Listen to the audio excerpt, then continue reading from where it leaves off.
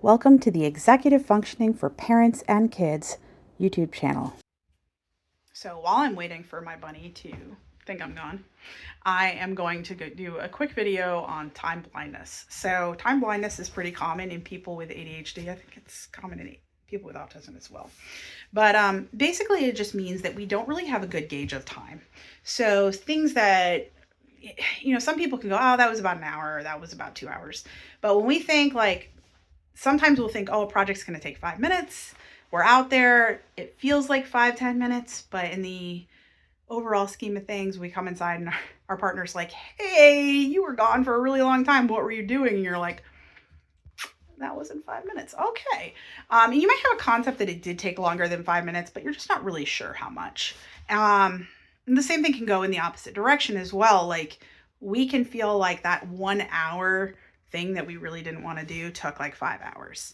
And we look at the clock and we're like, how has it only been 5 minutes? And it's kind of an extreme situation. It's not like, I know sometimes we're like, oh, we hate school or we hate this class. It's boring. It feels like it took really long. We have no concept of time to the point where it's kind of it's not kind of dysfunctional. It is dysfunctional. It's really difficult for me to set goals for myself for the day because I will think a lot of tasks are very quick and they're not. And then I'll think some other tasks are really long and I'll be unwilling to start them because they seem like they're a really big thing, even though I just needed to make one phone call and it's really a 5-minute call and it shouldn't be a big deal. I won't start it because it seems like it's just too big to do.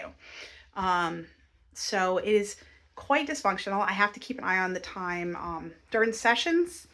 I have a visual timer or I use clocks because otherwise I would have no idea. I would be late for every single appointment because I don't have a concept of how long that hour is.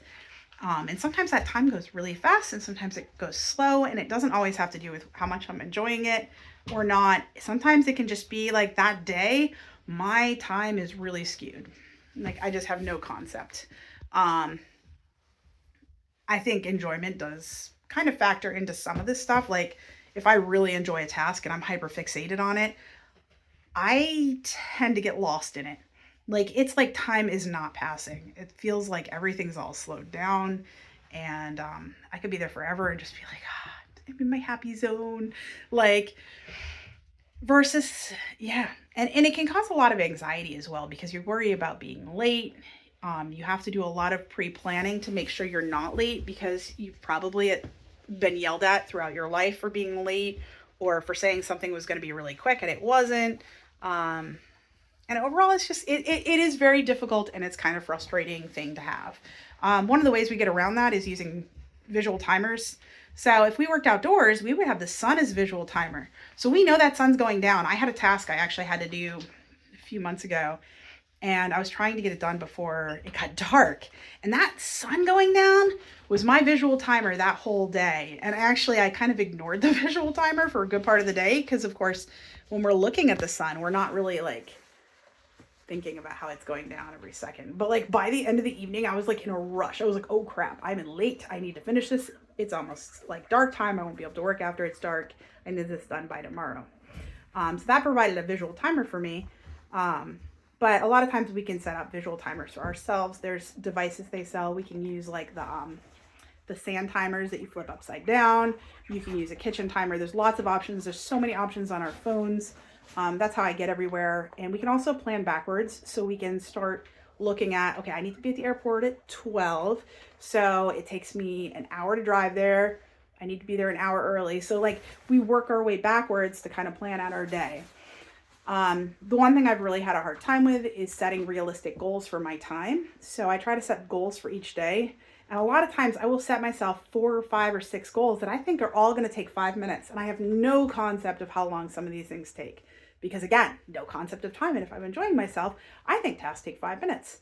When I really sit down and do them, they take an hour or 3, or they take the whole day. And then I get disappointed because I only got one task done on my list. Or maybe I didn't finish that task because it really was not a 5-minute task. It was a 2-day task that I just kind of, and also some of those other things that we get stuck with is like not being fully prepared to do the task. And then, we drive somewhere and we forgot all the paperwork we needed to get to do the thing while we went to the Department of Motor Vehicles or whatever. So there's so many different pieces of that are impacted and have to do with executive functioning, and they all play together very poorly or very well, depending on how you want to look at it. But yeah, so basically time blindness is just our inability to tell how much time has passed. Like, this video is 5 minutes and 14 seconds at this point.